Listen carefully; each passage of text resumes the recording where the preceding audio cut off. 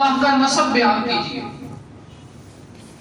اللہ تعالیٰ نے آسمان سے جبریل کے ذریعے سے یہ سورہ نازل کی، فرمایا قل هو اللہ احد، کہہ دیجئے کہ اللہ ایک ہے، اس کا دوسرا کوئی نہیں۔ احد ایک ایسا لفظ ہے کہ اس کا دوسرا ہو ہی نہیں سکتا، واحد کا دوسرا موجود ہوتا ہے، لیکن احد کہہ کر یہاں پر ختم کر دی بات کہ کہہ دیجئے کہ اللہ ایک ہے، اللہ الصمد، وہ بے نیاز ہے، لم یلد ولم یولد، وہ نہ کسی سے جنا ہے نہ اس سے کوئی چیز جن سکتی ہے، وَلَمْ يَكُنْ لَهُ كُفُوًا أَحَدٌ، اور اس کا کوئی شریک نہیں ہے، اس کا کوئی مثل نہیں ہے، کوئی ہمسر نہیں اس کا۔ اللہ تعالیٰ نے آسمان سے یہ سورہ نازل کر دیا۔ یہ تو تھا اس کا شان نزول۔ ذرا غور سے سنیے گا، جمعہ کے اندر تعلیم اور تعلم کا بندوبست ہونا چاہیے تاکہ آپ یہ چھوٹی سی سورت کی تفسیر لوگوں میں جا کر بیان بھی کریں۔ ہر مسلمان کو اس قابل ہونا چاہیے کہ وہ اپنے لوگوں میں جا کر کچھ نہ کچھ بیان کر سکے، اس قابل ہونا چاہیے اسے، چاہے وہ چھوٹی سی سورت ہی کیوں نہ ہو۔ قرآن 3 حصوں میں تقسیم کیا گیا ہے، قرآن 3 حصوں میں تقسیم ہوتا ہے۔ پہلا توحید، دوسرا احکامات، اور تیسرا قصص، پرانے واقعات جس سے عبرت بنایا ہے اللہ تعالیٰ۔ اور اگر کسی کو خالص توحید جاننی ہو تو وہ سورہ اخلاص کو پڑھ لے۔ سورہ اخلاص کو اخلاص کیوں کہا جاتا ہے؟ سوال تو یہ پیدا ہوتا ہے کہ اس کو سورہ اخلاص کیوں کہا جاتا ہے؟ کوئی چیز بھی ملاوٹ شدہ ہو تو ہم اسے خالص نہیں کہتے، جیسے دودھ میں پانی ملا دیا جائے تو وہ خالص نہیں رہتا، اور 4 من دودھ ہو، 1 قطرہ پیشاب کا ملا دیا جائے تو وہ دودھ خالص نہیں رہتا بلکہ ناپاک ہو جاتا ہے، وہ پینے کے قابل بھی نہیں رہتا۔ یعنی پلیدی کم مقدار میں ہو اور پاکی زیادہ مقدار میں ہو تو پلیدی پاکی کو بھی پلید کر دیتی ہے۔ اسی طرح آپ عقیدہ توحید کو جانیں کہ آپ سارا عقیدہ مانتے ہو، رب کی الوہیت بھی مانتے ہو، ربوبیت بھی مانتے ہو، آپ اس کے اسماء و صفات کو شرک کر دیں تو وہ بھی چیزیں ضائع ہو جائیں گی، اور تمام اعمال جو آپ نماز، روزہ، حج، زکوٰۃ، جو بھی اعمال آپ کر رہے ہیں وہ ضائع ہو جائیں گے۔ یہ شرک تھوڑا سا کیوں نہ ہو، 1 رائی کے دانے کے برابر بھی کیوں نہ ہو، ایک آپ نے اللہ کی صفت کا انکار کیوں نہ کر دیا، ایک اسماء کا اس کو جانا ہی نہیں، اس کے اسماء و صفات میں تعویلات سے کام لیا، جیسے اللہ کا ہاتھ حدیث کے اندر آیا ہے تو ہم اللہ کا ہاتھ ہی اسے مراد لیں گے، ہم اسے اللہ کی قدرت مراد نہیں لیں گے۔ جیسے اللہ کے نبی صلی اللہ علیہ وسلم نے بتلا دیا ویسے ہی ہم نے اس کو جاننا ہے۔ کچھ لوگوں نے اس کی تعویلات کی ہیں، اللہ کی اس سے قدرت مراد کی ہے، تو جیسے حدیث کے اندر آ گیا اللہ کے نبی صلی اللہ علیہ وسلم نے بتلا دیا ویسے ہی ماننا ہے، تب یہ توحید خالص رہے گی، وگرنہ اس میں تو ملاوٹ آ جائے گی۔ یہ تو تھا اس کا شان نزول، اور اس کو اخلاص کیوں کہتے ہیں؟ کیونکہ اس کے اندر خالص توحید موجود ہے، اس کے اندر خالص توحید موجود ہے۔ اب آتے ہیں اس کی فضیلت کی طرف۔ ایک صحابی اللہ کے نبی صلی اللہ علیہ وسلم کے سامنے اس سورت کو پڑھا، اللہ کے نبی صلی اللہ علیہ وسلم فرماتے ہیں واجبت اور اس حدیث کے راوی ہیں ابو ہریرہ رضی اللہ تعالی عنہ. وہ پوچھتے ہیں اللہ کے نبی صلی اللہ علیہ وسلم کیا واجب ہو گیا اس شخص پر؟ اللہ کے نبی صلی اللہ علیہ وسلم نے پھر فرمایا وجبت، اس پر واجب ہو گئی. فرمایا کیا واجب ہوگی اللہ کے نبی؟ فرمایا اس پر جنت واجب ہو گئی. ایک دفعہ اس نے یہ سورت پڑھی صحابی نے، اللہ کے نبی صلی اللہ علیہ وسلم کہتے ہیں اس پر جنت واجب ہو گئی. کتنی بڑی فضیلت ہے، اور ہم اس کو چھوٹی سی سورت جانتے ہیں، حالانکہ اس کے اندر بہت بڑے بڑے توحید کے ذخائر موجود ہیں. اور پھر سورہ اخلاص سے محبت ہی اللہ کی محبت کا سبب ہے. ایک صحابی اللہ کے نبی صلی اللہ علیہ وسلم کے علیہ وسلم نے ایک لشکر کا کمانڈر ان چیف ان کو بنایا. اب کمانڈر ان چیف لوگوں کی امامت کروا رہے ہیں. لوگوں نے دیکھا کہ جب بھی یہ نماز پڑھتے ہیں تو نماز میں سورہ اخلاص ضرور پڑھتے ہیں. لوگوں نے ان سے نہیں پوچھا کیسا عقیدہ ہے صحابہ کا. صحابہ نے ان سے نہیں پوچھا کہ آپ یہ عمل کیوں کرتے ہیں. وہ اللہ کے نبی صلی اللہ علیہ وسلم کے پاس آئے، انہوں نے فرمایا کیا کہا اللہ کے نبی صلی اللہ علیہ وسلم سے کہ جن کو آپ نے کمانڈر ان چیف بنایا ہے ہم پر، وہ جب بھی نماز پڑھتے ہیں تو اس کے اندر سورہ اخلاص ضرور پڑھتے ہیں. اللہ کے نبی صلی اللہ علیہ وسلم نے فرمایا کہ ان سے جا کر پوچھو کہ وہ ایسا کیوں کرتے ہیں. صحابی کس کے پاس آئے؟ رجوع کس سے کیا؟ اللہ کے نبی صلی اللہ علیہ وسلم. یہاں پر ایک نقطہ سمجھ لیجئے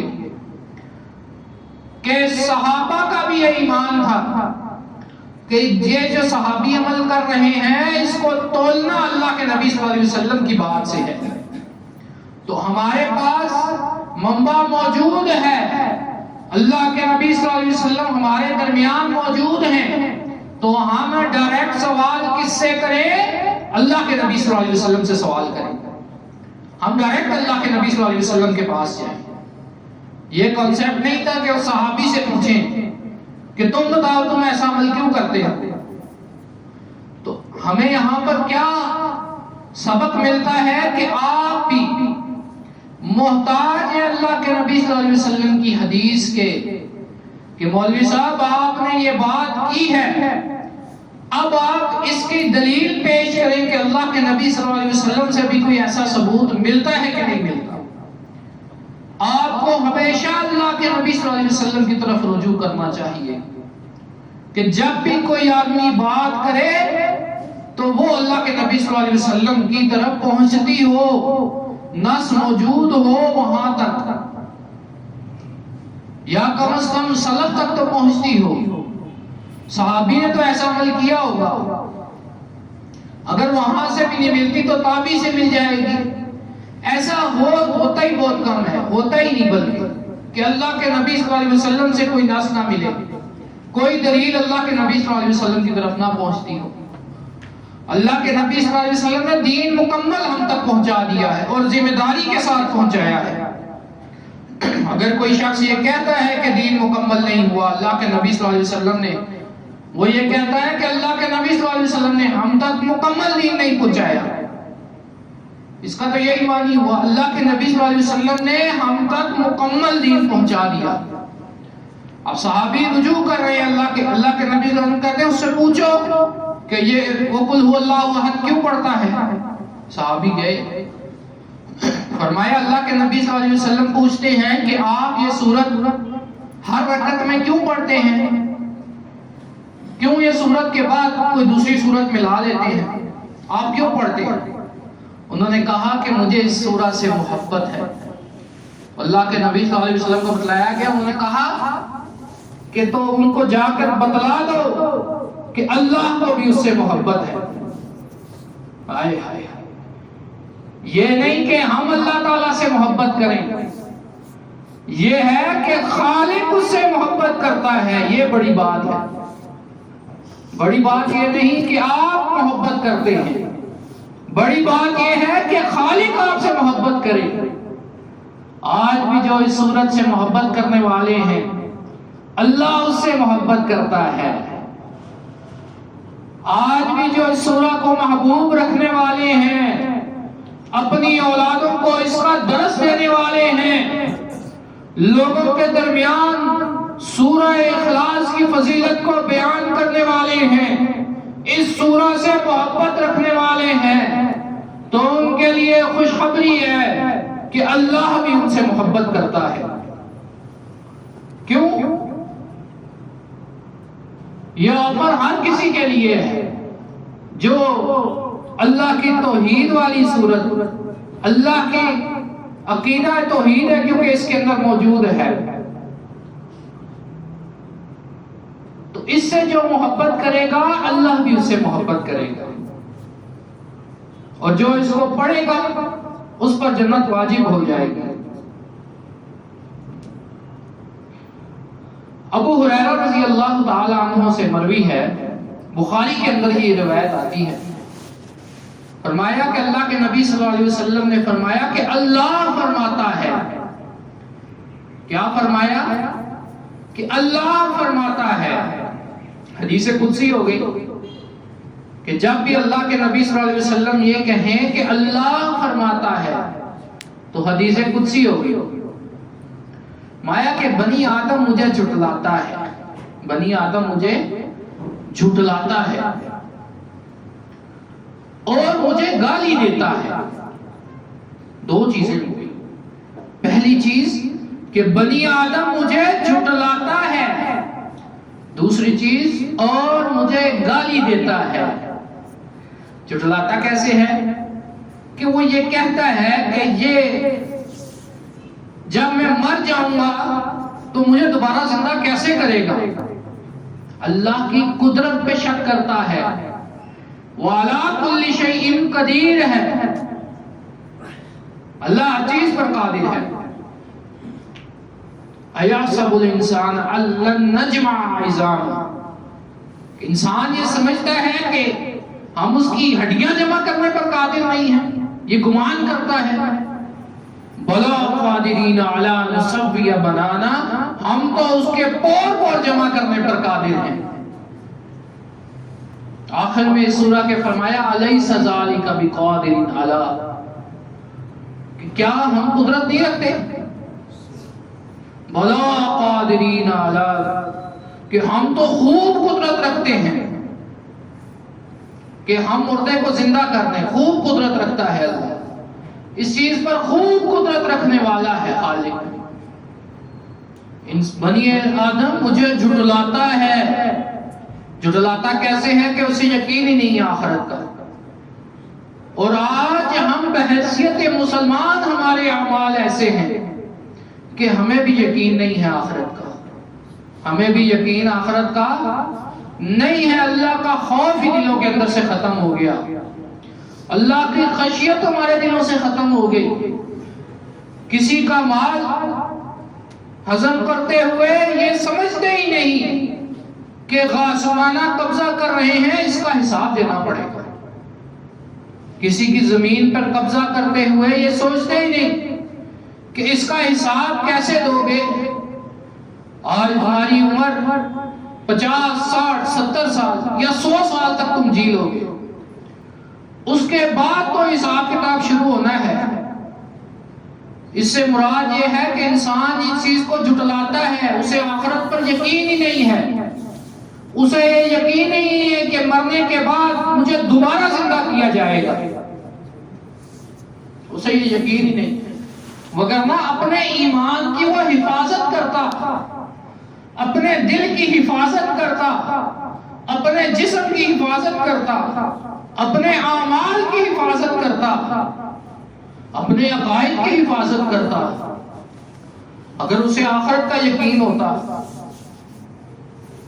کہ اللہ کے پاس ہی میں نے جانا ہے, کس منہ سے جاؤں گا میں اللہ کے پاس, کیا میرے اعمال ہیں. گناہ تو ہر کسی سے ہو جاتے ہیں, لیکن گناہوں پر نادم ہونے والا انسان, گناہوں پر نادم ہونے والا انسان اصل انسان ہے. سیدنا آدم علیہ السلام سے گناہ نہیں ہوا؟ اللہ تعالیٰ نے کہا درخت کے پاس نہیں جانا، شیطان نے پھسلا دیا ان کو، انسان تھے، بہک گئے۔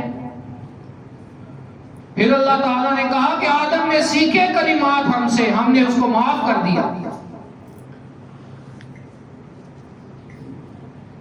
نوح علیہ السلام سے غلطی نہیں ہوئی، اپنی اولاد کے بارے میں اللہ تعالیٰ نے ڈانٹ دیا۔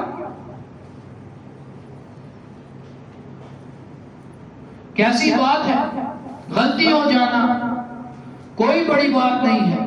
یونس علیہ السلام سے غلطی نہیں ہوئی، اللہ تعالیٰ نے پکڑ لیا مچھلی کے پیٹ میں، کیا غلطی نہیں ہوئی؟ معافی مانگی اللہ تعالیٰ سے، اور ایسے کلمات سے معافی مانگی۔ عقیدہ دیکھیے کہ کیا کلمات ہیں، کیا کلمات ہیں، لا الہ الا انت سبحانک انی کنت من الظالمین۔ خالص تن توحید پہلے بیان کی، اس کے بعد اپنی ندامت کا اظہار کیا کہ میں ظالموں سے، لا الہ الا انت، کہ تو الہ ہے، الہ الوہیت کا اقرار کیا، سبحانک تمام عیوب سے تو پاک ہے، تیرے اندر کوئی عیب بھی نہیں ہے۔ انسان بھول جاتا ہے، انسان سو جاتا ہے، انسان کو اونگ آتی ہے، انسان کمزور ہے، اسے گناہ ہو جاتے ہیں۔ خالق تیرے اندر یہ عیب نہیں ہے، میں کمزور ہوں، سبحانک تو پاک ہے، ہر عیب سے تو پاک ہے۔ کتنی بڑی توحید ہے، اسی لیے کہتے ہیں سبحان اللہ کہنے سے جنت میں ایک درخت لگ جاتا ہے۔ کیوں لگ جاتا ہے؟ کبھی ہم نے یہ سوچا؟ سوچنے کا زاویہ اپنا تبدیل کیجئے۔ سبحان اللہ کہنے سے کیوں درخت لگ جاتا ہے جنت کے اندر؟ کبھی ہم نے سوچا کہ کتنی بڑی توحید ہے؟ جب ہم سیڑھیوں سے نیچے جا رہے ہیں یا کسی اترائی والی جگہ پر جا رہے ہیں، ہم کہتے ہیں سبحان اللہ۔ نماز میں بھول جاتے ہیں، ہم کہتے ہیں سبحان اللہ۔ کیوں؟ جب نیچے جا رہے ہیں سبحان اللہ کہہ رہے ہیں، اللہ تو اس سے پاک ہے۔ جب نماز میں انسان بھول جاتا ہے، کہتا ہے، اس پیچھے کھڑا ہونے والا کہتا ہے سبحان اللہ، یا اللہ تو اس سے پاک ہے۔ کتنی بڑی توحید ہے، اللہ کے نبی صلی اللہ علیہ وسلم نے ہمیں سکھلائی ہے کہ تو تیرے اندر عیب نہیں ہے، میں تو بھول بھی جاؤں گا، یا اللہ میں بھول گیا، سبحان اللہ تو پاک ہے، اس سے بھول نہیں سکتا، کوئی عیب بھی نہیں اللہ کی ذات میں۔ پھر کہا کہ بنی نو آدم مجھے جھٹلاتا ہے۔ کیوں جھٹلاتا ہے؟ اسے یقین ہی نہیں آخرت کا، اسے یقین ہی نہیں کہ مرنے کے بعد دوبارہ زندگی ہے۔ وہ کہتا ہے جب اس مٹی میں مل جاؤں گا، تو آج کا مسلمان زبان سے تو یہ کہتا ہے، اسے یقین بھی ہوگا، لیکن اس کے اعمال ایسے نہیں، اس کے اعمال ایسے نہیں۔ وہ جھوٹ، فریب، دغا بازی، ان سارے جو بھی گناہ ہیں، معصیت کے کام ہیں، اور ساری قوم بحیثیت قوم ہمارا ضمیر مر چکا ہے۔ ہم نے کبھی سوچا ہی نہیں کہ اللہ کی ذات کتنی رحیم ہے، کتنی رحمان ہے۔ ہمارے ان تمام گناہوں کے باوجود ہمیں رزق دینے والا کون ہے؟ اللہ کو گالی دیتا ہے، کہتا ہے کہ اللہ کی اولاد ہے، اللہ کو گالی دیتا ہے، اللہ کہتا ہے کہ اللہ کی اولاد ہے۔ کبھی کہتا ہے کہ عیسیٰ علیہ السلام اللہ کے بیٹے ہیں، کبھی کہتا ہے عزیر علیہ السلام اللہ کے بیٹے ہیں۔ کیا یہ اللہ کو گالی نہیں دی جا رہی دنیا کے اندر؟ کتنے لوگ گالی دینے والے ہیں، لیکن اس کے باوجود اللہ کی رحمت ہے کہ آپ کو رزق مل رہا ہے، تمام دنیا کو رزق مل رہا ہے، تمام دنیا کو پالنے والا وہ خالق اور مالک ہے، تمام وسائل کو پیدا کرنے والا وہ اللہ ہے، تمام قسم کے اسباب پیدا کرنے والا وہ اللہ ہے۔ مایا بنی نو آدم مجھے جھٹلا گالی دیتا ہے. کتنی بڑی بات ہے، کتنی بڑی بات ہے. آج کا مسلمان بھی تو یہی کر رہا ہے. اللہ کے ایک توحید کی بات آتی ہے، کہتا ہے فلاں جگہ پر گیا تو مجھے صحت مل گئی، مجھے شفا مل گئی، فلاں پیر صاحب کی وجہ سے شفا ملی ہے. اس دربار میں گیا تھا، یہ جو مردہ ہے اس سے میں نے شفا مانگی، اس سے شفا مل گئی. کیسی بات ہے، یہ بھی تو اللہ کو گالی دینا ہے. کبھی سوچا ہم نے کہ اللہ کی ذات ہے کیا؟ اتنا بڑا آسمان جس نے بنا دیا، اتنی بڑی زمین بنا دی، چلتے پھرتے انسان بنا دیے، ایسی کائنات ہے، کتنے بڑے بڑے سیارے ہیں، یہ سورج کو نظام چلا دیا کتنا بڑا، چاند کی منزلیں مقرر کر دی، روزانہ سورج مشرق سے نکلتا ہے، مغرب میں غروب ہوتا ہے، کتنا بڑا نظام چلا دیا. انسان سوچے تو صحیح، تدبر تو کرے، یقین سے مانگے تو صحیح. یقین ہی نہیں اسے اللہ کی ذات پر، وہ سمجھتا ہی نہیں اللہ کی ذات کو. جب ہم اللہ کی ذات کی طرف رجوع کرنے والے ہو جائیں گے، جب ہم دین اسلام کی طرف آنا شروع کر دیں گے، تو ہمارے یہ رزق کی فراوانیاں. کبھی آئیے مدارس کا مطالعہ کیجئے کہ یہ لڑکے پڑھنے والے مدارس کے اندر ان کا رزق کبھی تو چیک کیجئے. کبھی 2-4 دن یا 1 ہفتہ ان مدارس میں گزاریے، پھر آپ کو پتا چلے کہ کتنی برکات ہیں اس کے اندر، دین کے اندر. وہ لوگ گناہوں سے پاک، 5 وقت کی نماز پڑھے، قال اللہ قال الرسول کر رہے، اور اللہ ان کو وہاں پر بیٹھے بیٹھے رزق دے رہا ہے. باہر لوگ مزدوری کرتے کرتے تھک جاتے ہیں، ان کی نمازیں بھی رہ جاتی ہیں، روزے بھی رہ جاتے ہیں، محنت کرتے رہتے ہیں، لیکن پھر بھی کھاتے وہ سوکھی روٹی ہے. لیکن جو اللہ کے دین کے مجاہد ہیں، اللہ کے دین کی تبلیغ کرنے والے، ترویج کرنے والے ہیں، ان کی کبھی آپ برکات چیک کیجئے کہ اللہ نے ان کو کتنی برکت دی ہے.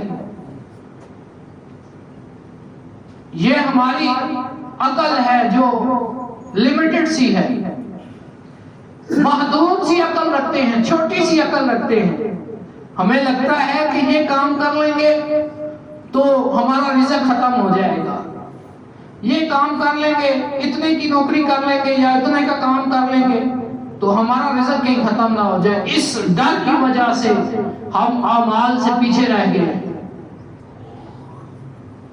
کیا کبھی کسی نے سوچا ہے کہ آج سے 5 سال پہلے مہنگائی کم تھی لیکن ہمیں مہنگائی لگتی تھی، آج اس سے 100 گنا زیادہ مہنگائی ہے، آج اس سے 100 گنا زیادہ مہنگائی ہے، اور پھر بھی ہم بازاروں سے چیزیں لے کر کھاتے نہیں.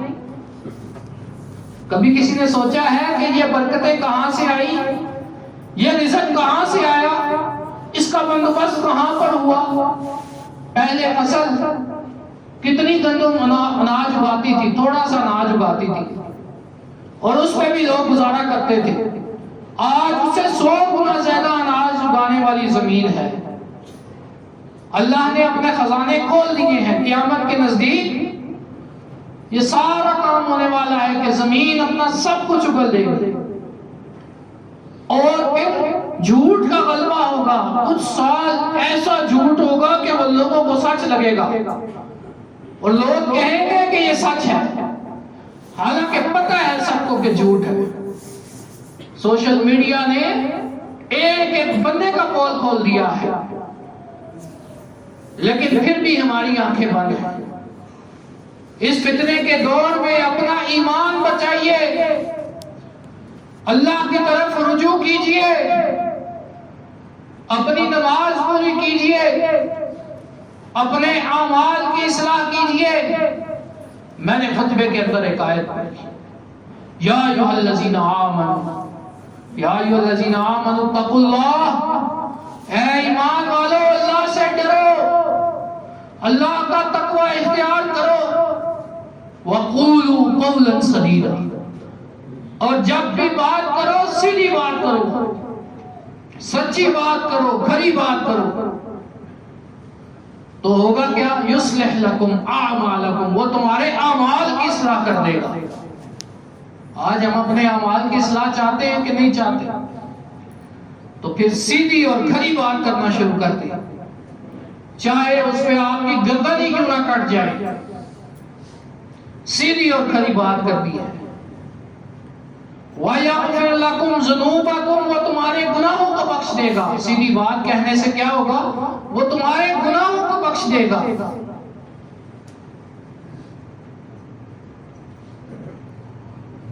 اور وہ تمہیں بخش دے گا، معاف کر دے گا۔ کوشش کیا کرنی ہے؟ مَن یُطِعِ اللَّهَ وَرَسُولَهُ، اللہ اور اس کے رسول کی اطاعت کرنی ہے۔ کوشش ہم نے کیا کرنی ہے؟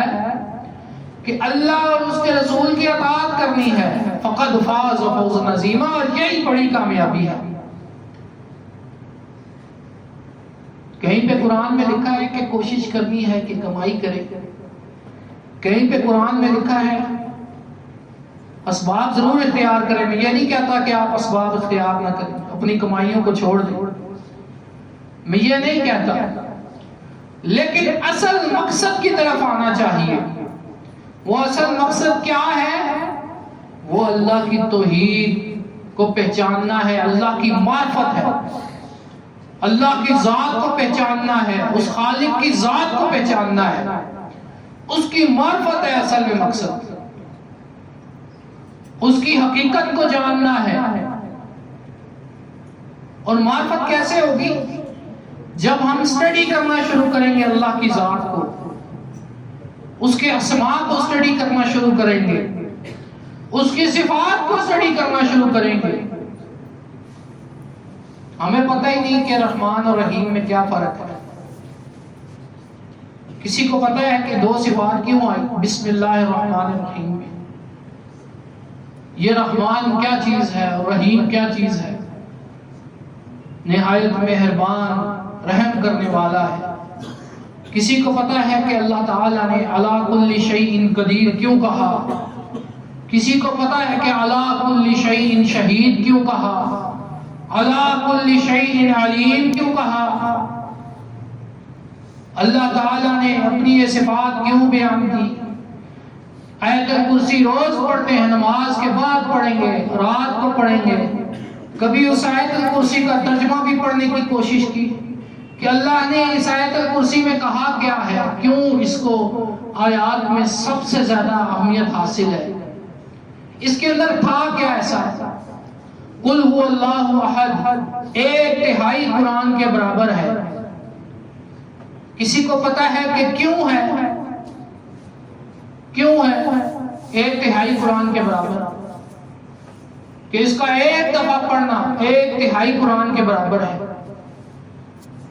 ایک ہے جزا، ایک آدمی منت مانگے، وہ کہے کہ میں اللہ میرا یہ کام کر دے تو میں 1/3 قرآن پڑھوں گا، تو اس کو 1/3 قرآن پڑھنا پڑے گا۔ یہ نہیں کہ وہ قل هو اللہ احد پڑھ لے تو 1/3 قرآن ہو جائے گا، یہ نہیں۔ ایک ہے جزا، ایک ہے اجزا۔ ایک ہے جزا، یہ قل هو اللہ احد پڑھنا یہ ہے جزا، اور 1/3 قرآن پڑھنا یہ ہے اجزا۔ اس سے مراد ثواب ہے، اس سے مراد ثواب ہے کہ 1/3 قرآن کے برابر ثواب ملے گا، کیونکہ اس کے اندر خالصاً توحید موجود ہے، خالصاً توحید۔ قل هو اللہ احد، ایک دفعہ ترجمہ کر دیتا ہوں۔ نبی صلی اللہ علیہ وسلم سے کہا جا رہا ہے کہہ دیجئے کہ اللہ ایک ہے، کہہ دیجئے اللہ ایک ہے۔ اللہ الصمد، وہ ایسا بادشاہ ہے، ایسا بادشاہ ہے کہ کسی چیز کو بھی حکم دے دینا، اس کا کونی امر آ جائے تو وہ چیز ہو بہو ایسے ہی ہو جاتی ہے۔ تمام انسان مل جائیں، تمام انسان مل جائے اور وہ بیماری کو کہیں کہ رفع ہو جا، نکل جائے اس انسان سے، وہ نکل جائے گی؟ ان کے کہنے سے نہیں نکلے۔ اللہ کا کونی امر آ گیا، بیماری کو اللہ تعالیٰ نے حکم دے دیا نکل جا، تو اس کی یہ مجال ہی نہیں کہ وہ نہ نکلے۔ یہ ہے اللہ کا کونی امر۔ ایک انسان کے بال سفید ہو جائیں، قدرتی طور پر وہ چاہے میرے بال کالے ہو جائیں، جتنا مرضی چاہتا رہے، وہ کالے نہیں ہو سکتے۔ ایک انسان بوڑھا ہو جائے، جتنا مرضی چاہتا رہے، پورے لوگ چاہتے رہے کہ وہ جوان ہو جائے، وہ نہیں ہوگا۔ اللہ کا ایک امر آ گیا، کونی امر آ گیا، مجال ہی نہیں کہ وہ بوڑھا رہ سکے، مجال ہی نہیں کہ بال سفید کالے نہ ہو سکے۔ یہ ہے اللہ تعالیٰ ایسا بادشاہ ہے۔ انسانی بادشاہ اسباب کے محتاج، انسانی بادشاہ اسباب کے محتاج، اور وہ مسبب الاسباب، ان اسباب کو پیدا کرنے والا۔ انسانی بادشاہوں کی کوئی اوقات نہیں ہے۔ فرعون کو دیکھ لیں، حامان کو دیکھ لیں، نمرود کو دیکھ لیں، بڑے بڑے بادشاہ آئے، جب بھی ان کو کہیں جانا پڑتا تو وہ لوگوں کے محتاج، سواری کے محتاج۔ ان کو گرمی لگ رہی ہے تو پنکھا جھولنے والوں کے محتاج، گرمی سردی میں اگر سردی لگ رہی ہے تو کپڑوں کے محتاج۔ کوئی فوج آ گئی ہے ان کے مقابلے میں تو فوج کے محتاج، یعنی اسباب کو اختیار کرنے والے۔ انسانوں کی یہ حقیقت ہے، لیکن وہ اسباب کو پیدا کرنے والا ہے۔ یہ یقین آ جائے نا کہ وہ ایسا بادشاہ ہے جو سارے خزانوں کا مالک ہے، سارے خزانوں کی کنجیاں اس کے پاس ہیں، یہ یقین آ جائے نا انسان کو، تو وہ اعمال میں پہل کرے۔ ہمیں یقین نہیں ہے دل سے۔ اللہ الصمد، وہ بے نیاز ہے، وہ بے نیاز ہے۔ لم یلد ولم یولد، نہ اس کی کوئی اولاد ہے نہ وہ کسی سے جنا ہے۔ کہا نا کہ بنی نو آدم مجھے گالی دیتا ہے، کہتا ہے کہ اللہ کی اولاد ہے۔ یہ حدیث کے اندر حدیث قدسی ہے، وَلَمْ يَكُنْ لَهُ كُفُوًا أَحَدٌ، اور اس کا کوئی ہمسر نہیں ہے، اس کا کوئی مثل نہیں ہے۔ لَيْسَ كَمِثْلِهِ شَيْءٌ وَهُوَ السَّمِيعُ الْبَصِيرُ۔ اب آخر میں بھی دو صفات آ گئی اس کے اندر کہ اس کی مثل کوئی شے نہیں ہے۔ سمیع بھی آ گئی، بصیر بھی آ گئی، اور انسان کو غور کرنا چاہیے کہ سمیع کیا ہے، بصیر کیا ہے۔ خوب سننے والا ہے، خوب دیکھنے والا ہے۔ انسان بھی سمیع ہے، انسان بھی بصیر ہے، لیکن اس کی قوت سماعت اور اس کی قوت بصارت کی قوت، دیکھنے کی قوت لیمیٹڈ ہے، محدود ہے۔ اس دیوار کے پیچھے سے نہیں دیکھ سکتا۔ 4-5 آدمی مل کے بول رہے ہیں، وہ نہیں سن سکتا، وہ کہے گا ایک ایک کر کے بولو تاکہ سمجھ آئے۔ تو اللہ کی سماعت اور انسان کی سماعت میں فرق ہے۔ وہ بیک وقت تمام مخلوقات کو سننے والا ہے، بیک وقت تمام مخلوقات کو دیکھنے والا ہے، تمام مخلوقات کی خبر گیری کرنے والا ہے، بیک وقت۔ تو اس کی مثل کوئی شے بھی نہیں ہے۔ اللہ تعالیٰ سے دعا ہے کہ اللہ تعالیٰ ہمیں عقیدہ توحید پر عمل کرنے کی توفیق عطا فرمائے۔ وآخر دعوانا الحمدللہ رب العالمین۔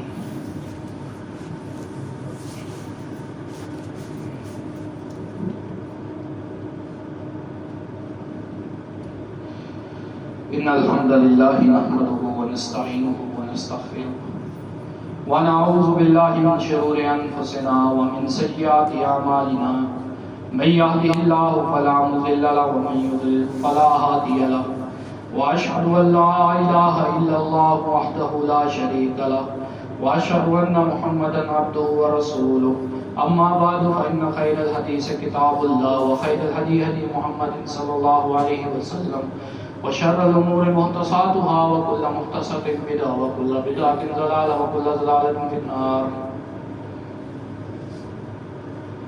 ہم جس معاشرے کے اندر رہتے ہیں وہ معاشرہ خالص نہیں رہا، بلکہ اس میں ملاوٹ آ چکی ہے۔ کبھی جھوٹ کی ملاوٹ ہے، کبھی فریب اور دغا بازی کی۔ ہمارے رویے ایسے ہو چکے ہیں کہ ہم جھوٹ کو جھوٹ اور سچ کو سچ نہیں کہتے۔ ہمارے سامنے ساری چیزیں ہوتی ہیں۔ اب تو آسان ہے، جھوٹ کو پرکھنا بھی آسان ہے اور سچ کو پرکھنا بھی آسان ہے۔ اللہ تعالیٰ نے اس دور کے اندر آسان بنا دیا ہے، لیکن اس دور کے اندر بہت بڑا فتنہ ہے، وہ انا پرستی کا فتنہ ہے۔ کون سا فتنہ؟ انا پرستی کا۔ یہ انا پرستی کا فتنہ ایسا فتنہ ہے کہ یہودی جو تھے، یہودی اپنی انا پرستی کی وجہ سے مسلمان نہیں ہوئے، ورنہ اللہ تعالیٰ نے تو کہا کہ یعرفونہ کما یعرفون ابناءہم، کہ وہ نبی صلی اللہ علیہ وسلم کو ایسے جانتے ہیں جیسے اپنی اولادوں کو جانتے ہیں۔ ہماری اولاد 100 بندوں میں کیوں نہ بیٹھی ہو، ہمیں معلوم ہوتا ہے کہ یہ اولاد ہے ہماری۔ تو وہ اپنی انا کی وجہ سے، اور آج بھی انا پرستی اتنی عام ہو چکی ہے کہ ہم جھوٹ کو جھوٹ اور سچ کو سچ نہیں کہتے،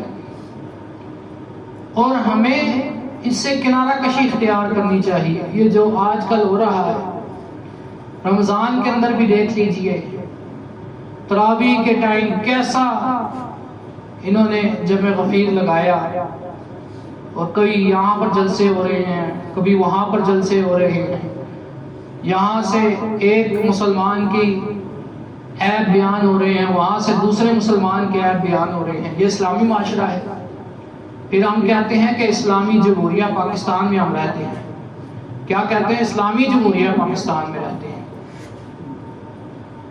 کیا اسلام میں یہ جائز ہے کہ ہم مسلمان ایک دوسرے کے عیوب کو بیان کریں اور گناہوں کی تشہیر کریں؟ اللہ کے نبی صلی اللہ علیہ وسلم نے جہاں گناہوں کی مذمت کی، وہاں پہ اس کی تشہیر کی مذمت کی ہے۔ تو اس گناہ کے اندر شریک نہیں ہونا چاہیے کسی کو، اپنی رائے پیش نہ کیجیے، بلکہ اپنے ایمان کو بچائیے۔ اصل یہ بات یہی ہے کہ آج اپنے ایمان کو بچانا بڑا مشکل کام ہے، اور اصل میں آج کے دور میں آزمائش بھی یہی ہے کہ اپنے ایمان کو بچائیے، اپنے ایمان کی فکر کیجیے۔ اللہ تعالیٰ سے دعا ہے کہ اللہ تعالیٰ جتنے بھی مشکلات میں پھنسے مسلمان ہیں، اللہ ان کی مشکلیں آسان فرما دے۔ جتنے بھی لوگ مقروض ہیں، اللہ اپنی جانب سے ان کا قرضہ ادا فرما دے۔ یا اللہ تو بڑا رحمان ہے، بڑا رحیم ہے، بڑا کریم ہے۔ یا اللہ ہمارے دلوں کے اندر ایمان کو داخل فرما۔ یا اللہ ہمارے دلوں میں نبی صلی اللہ علیہ وسلم کی محبت کو بٹھا دے۔ یا اللہ ہمارے دلوں سے نفاق کی بیماری کو نکال دے۔ یا اللہ ہمارے دلوں سے نفاق کی بیماری کو نکال دے۔ یا اللہ جو لوگ اپنے گھریلو پریشانی کی وجہ سے پریشان ہیں، یا اللہ ان کی پریشانی کو دور فرما۔ یا اللہ تو خوب قدرت رکھنے والا ہے، یا اللہ ہم سب پر رحم فرما۔ یا اللہ ملک پاکستان کی حفاظت فرما۔ یا اللہ تو بڑا رحمان ہے، بڑا رحیم ہے، بڑا کریم ہے۔ یا اللہ بیماروں کو شفا یابی عطا فرما۔ یا اللہ اپنی جانب سے شفا یابی عطا فرما۔ ربنا آتنا فی الدنیا حسنۃ وفی الآخرۃ حسنۃ وقنا عذاب النار۔ وصلی اللہ تعالی علی خیر خلقہ محمد وعلی آلہ واصحابہ اجمعین برحمتک یا ارحم الراحمین۔